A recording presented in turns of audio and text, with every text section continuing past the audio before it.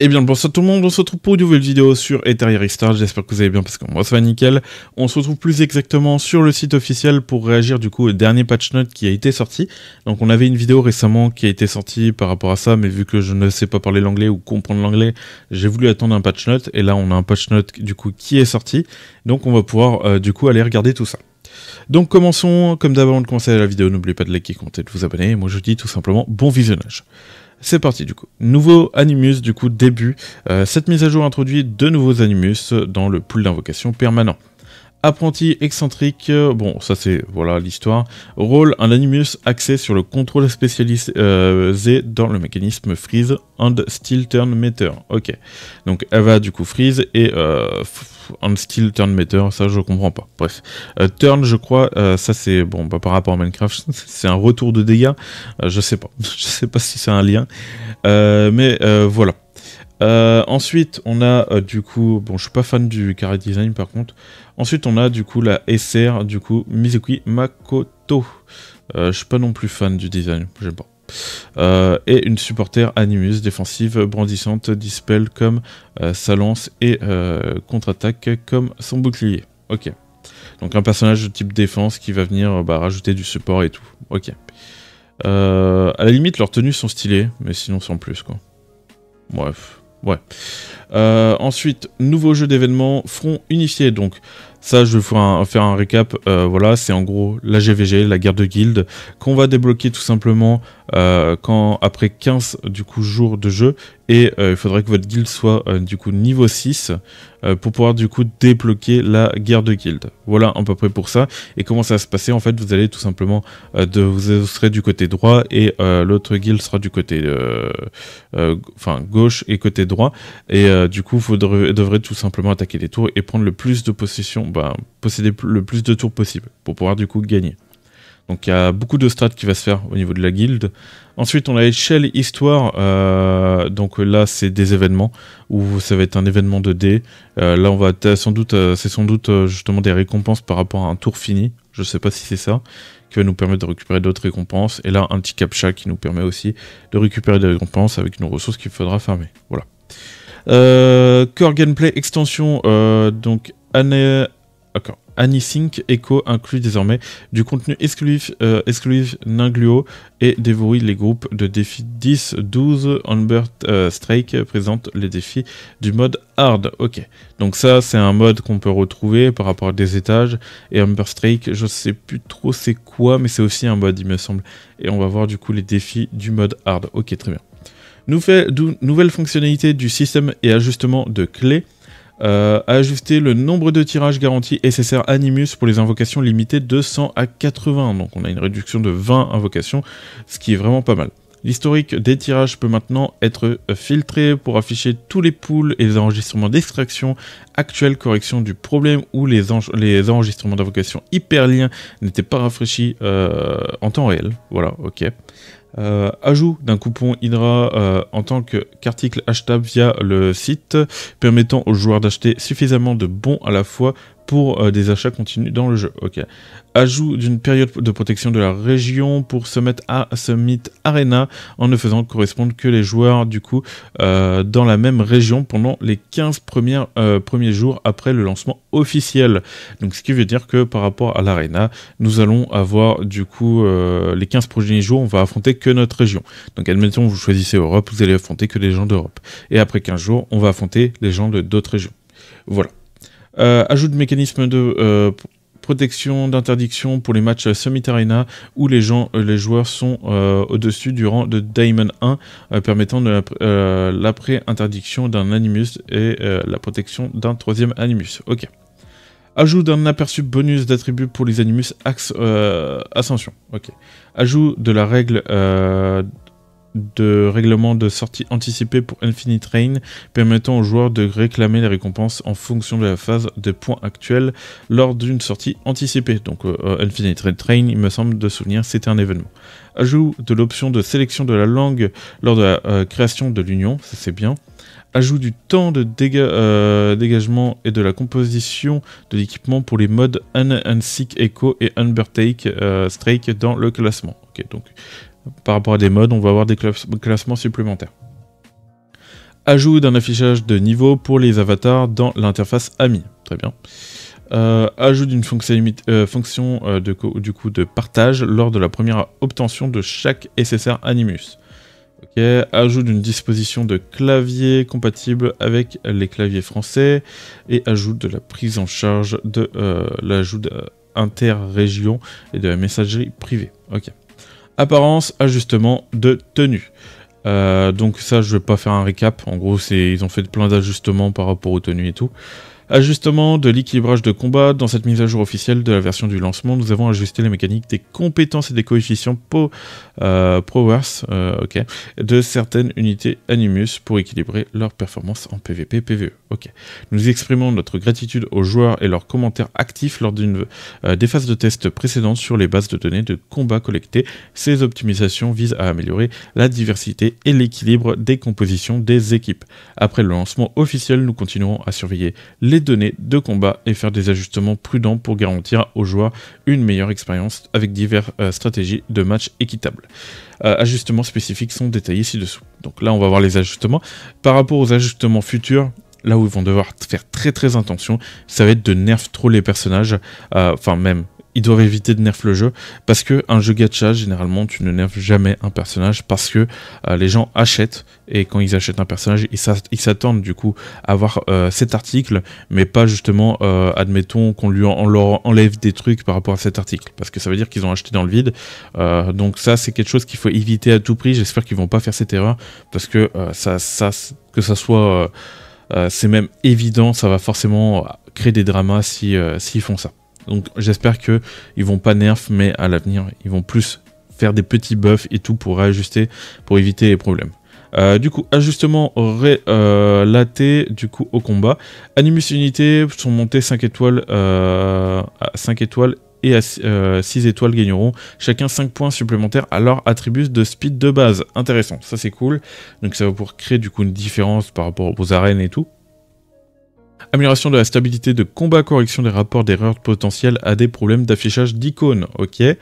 Ajustement spécifique. Waouh. C'était du big box là, à la limite là. Ajustement spécifique d'Animus.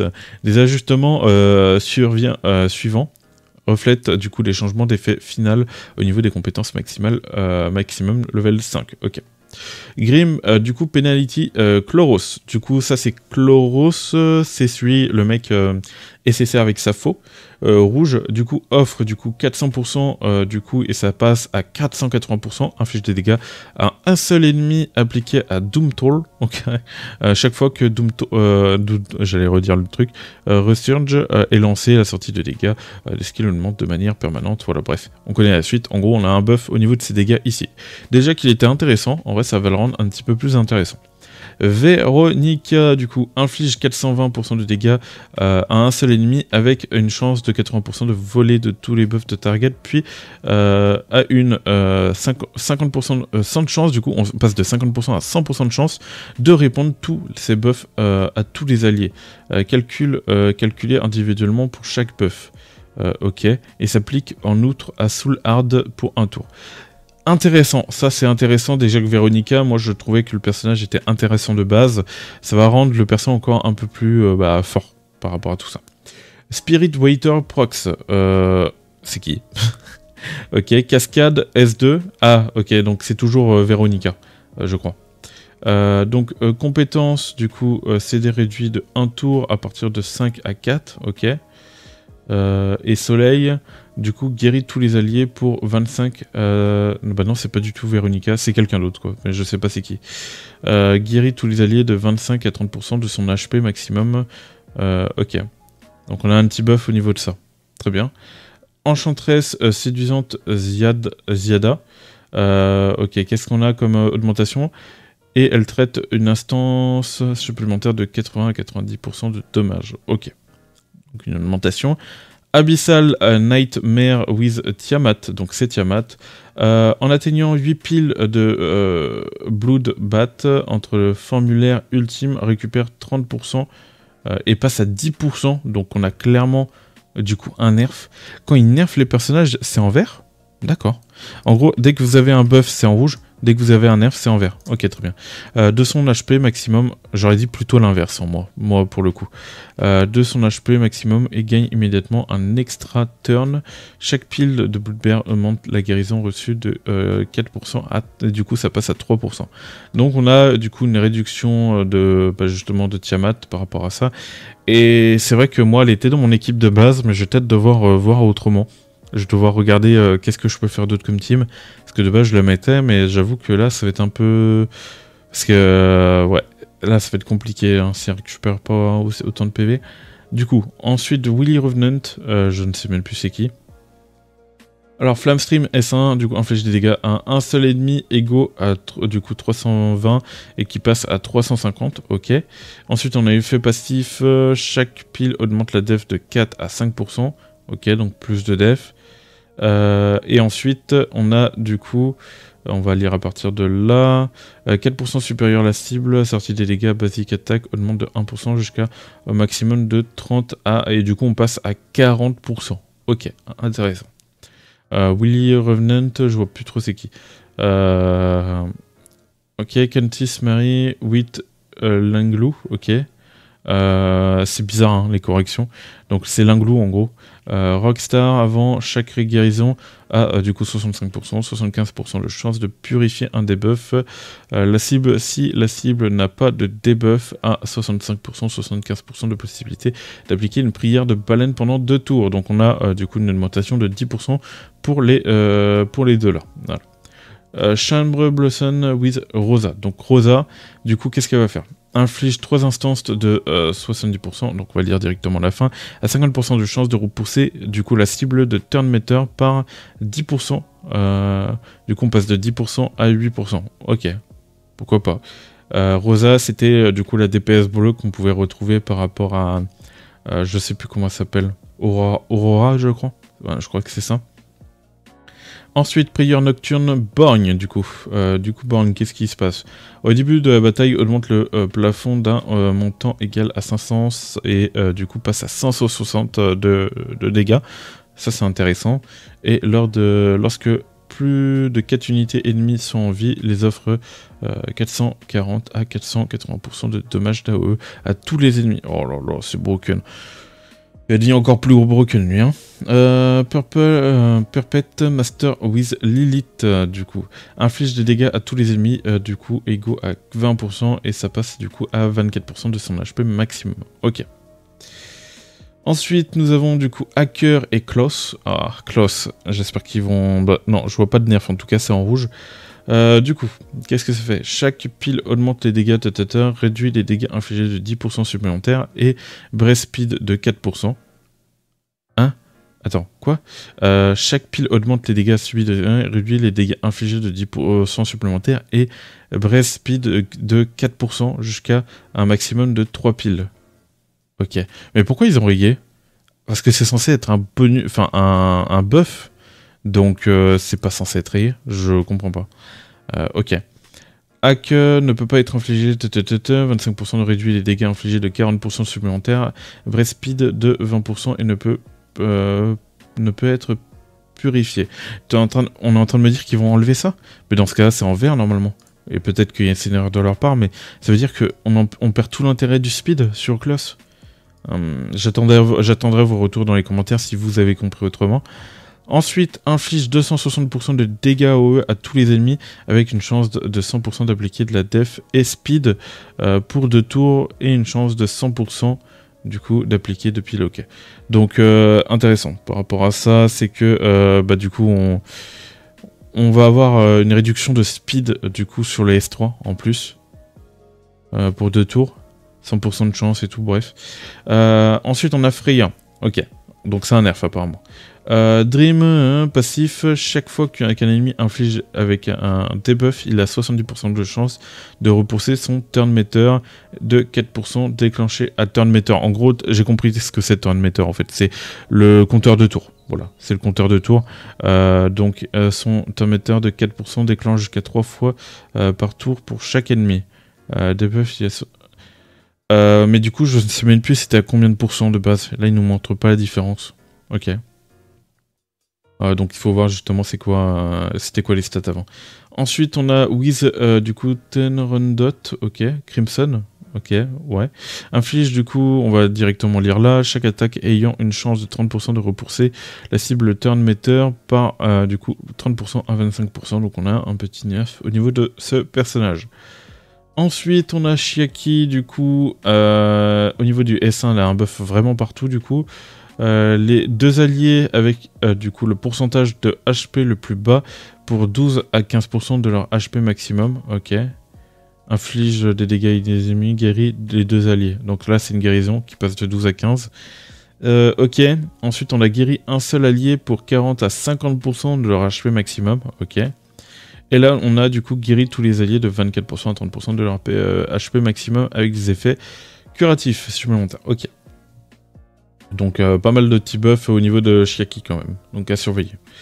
Ensuite, Dual Turn Dina, donc Dina, ok, inflige 240 de dégâts à un seul ennemi, sur une chance de 40% de Stealth Turn Meter par du coup 25 à 15%. Dina qui était très très utilisée par rapport à Terror Maton, du coup qui se voit avec un petit nerf par rapport à ça. Et du coup, érosion passive après avoir reçu cette attaque. Donc c'est quoi du coup 60% de l'attaquant, l'attaque, et augmente l'attaque de turn meter par 10% du coup à 6%, dual turn ne peut déclencher cet effet, ok. Donc elle reçoit quand même un nerf, est-ce qu'elle va être toujours utilisée? Je ne sais pas trop, parce que c'est vrai que Dina c'est pas un perso que j'ai trop joué, excusez-moi. J'ai un petit peu baillé. Mais Dina, il me semble, ouais, elle était pas mal jouée quand même par rapport à Terminaton, donc je sais pas si ce nerf va être, on va dire, chiant. Inflige du coup par rapport à Mastermind Manager.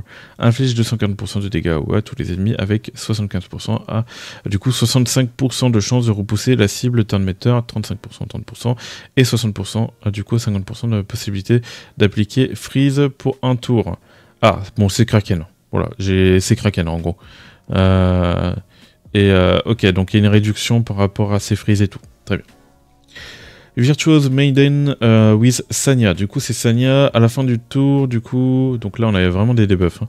Un debuff avec une guérison égale à 16% à 14% de son HP, donc on perd 2%. Et du coup, son effet de guérison augmente de 0,8% et passe du coup à 0,6%. Ok. Donc un petit nerf sur Sanya. C'est vrai que ça va faire un peu moins de soins, mais c'est pas très grave parce que 2% sur la suite, c'est pas non plus énorme. Après, ça se multiplie quand même, donc bon, bref. Alors, pure dimension Marvel. Aïe, aïe, aïe. Là, ça va faire mal, je pense. Inflige 240% de dégâts à un seul ennemi. 50% de chance, du coup, qui passe à 40% de chance de Stealth Turn. Par rapport de vol de tour. Par 25, du coup, à 15%. Ok. Les gars, un seul ennemi. Et, ok, donc on a du coup 40% de chance de Stealth Turn, et maintenant on a 25 par 11, enfin du coup ça passe de 25 à 15, donc c'est quand même une petite réduction quoi. Inflige des dégâts du coup, on va directement passer à la fin, pendant 2 tours, et une chance de 60% de repousser la cible de 50% à 40%, ok. Ça va, petite réduction sur le du coup S3, pas non plus terrible. La compétence CD augmente de 1 tour de 4 à 5. Ah donc, la compétence CD c'est quelle compétence quand ils disent ça? La S3 du coup j'imagine. Donc c'est un peu embêtant du coup. Mais du coup on a un tour qu'on doit avoir en plus quoi. Enfin on va avoir en plus.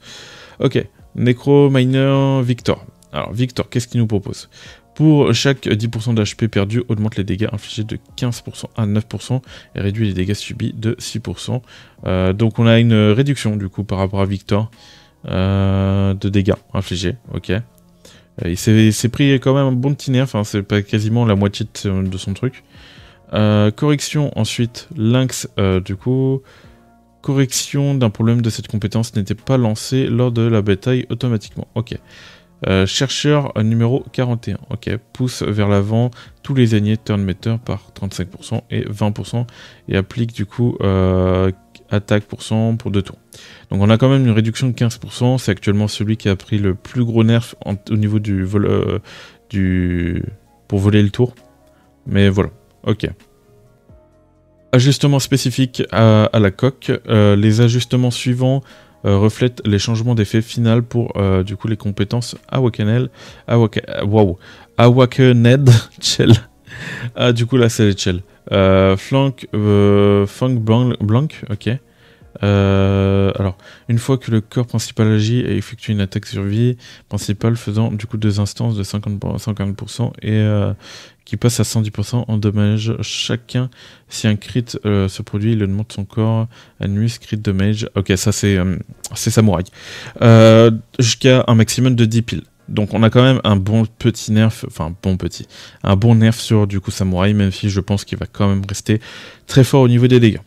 Artisan, avant le corps principal Nagis, il augmente la def de 700 pour 2 tours et applique un effet de chill égal à du coup 440 à 400%. Bon, ça tombe bien, il a un nerf, dans tous les cas je comptais pas le jouer. Def pour du coup le corps principal d'Animus et les alliés Animus avec le pourcentage d'HP actuel le plus bas pour 2 tours. Enfin, je dis que j'allais pas le jouer, mais en vrai, vu qu'il y a eu un petit nerf par rapport à Tiamat, il y a peut-être moyen, je sais pas. Je verrai bien comment je vais gérer. Codex de magie. Du coup, les compétences ne peuvent pas avoir les CD réduits. Ok. Codex de magie, les compétences ne peuvent pas avoir leur CD réduit. Ok, bon. Très bien. Humber, les compétences ne peuvent pas avoir leur CD réduit. Ok, pareil. Halloween, correction d'un problème avec une probabilité de déclencher réel incorrecte. Ok. Donc il y avait un problème au niveau de ça. Ensuite, Twilight Knight, avant que les corps principal Nagis traite 200%, du coup, qui passe à 160% des dégâts de l'ennemi avec le plus faible pourcentage d'HP.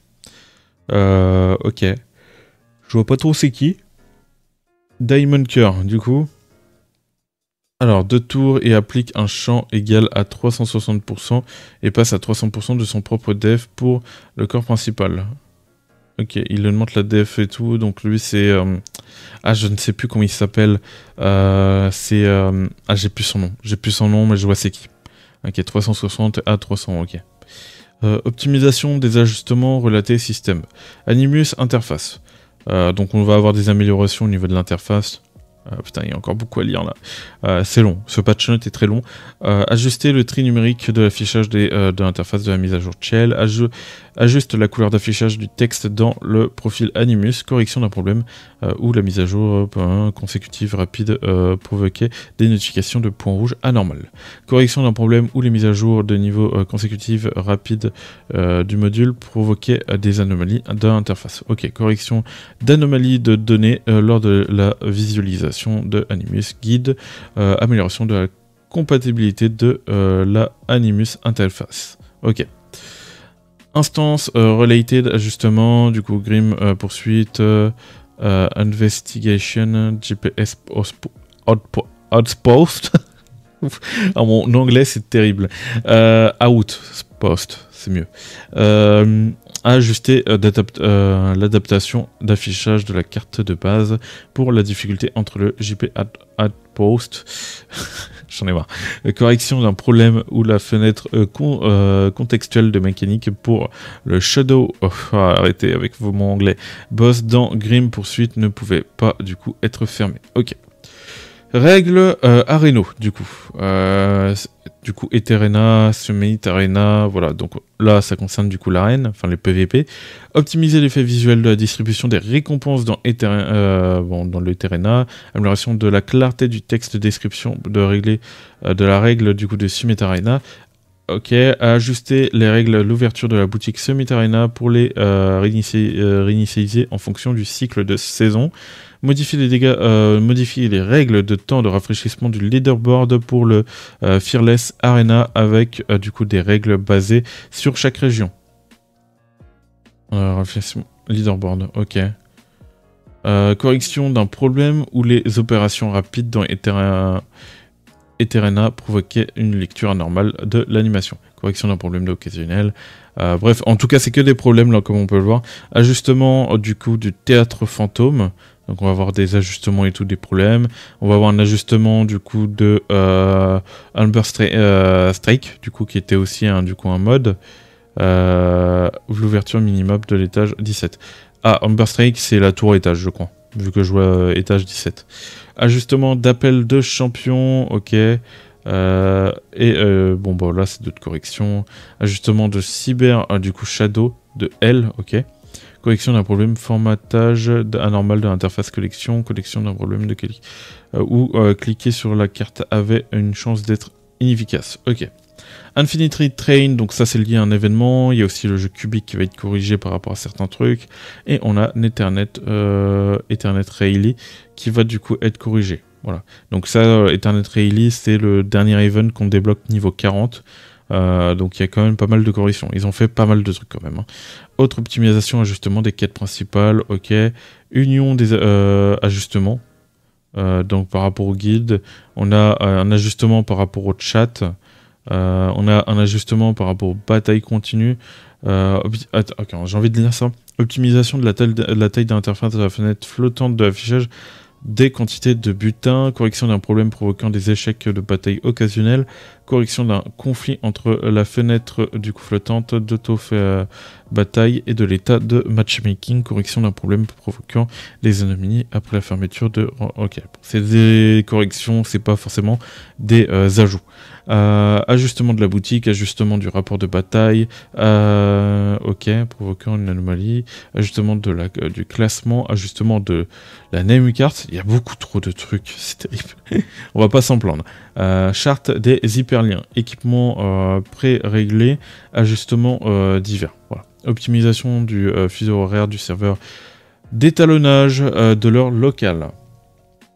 L'état d'affichage interjournalier optimisé pour certains modes de jeu, ressources graphisme optimisées pour certaines interfaces, amélioration de la précision de plusieurs traductions multilingues, compatibilité d'affichage, amélioration améliorer le texte multilingue dans l'interface, correction d'un problème avec l'affichage incorrect du compte à rebours pour l'actualisation des daily quests sur le serveur global. Ok, beaucoup de stabilité du jeu amélioré pour les conditions de réseau faibles. Ok, ça c'est cool. Il y a beaucoup d'améliorations, vraiment pas mal d'améliorations. Je ne vais pas tout lire, je vous laisse mettre pause hein, si jamais vous voulez tout lire.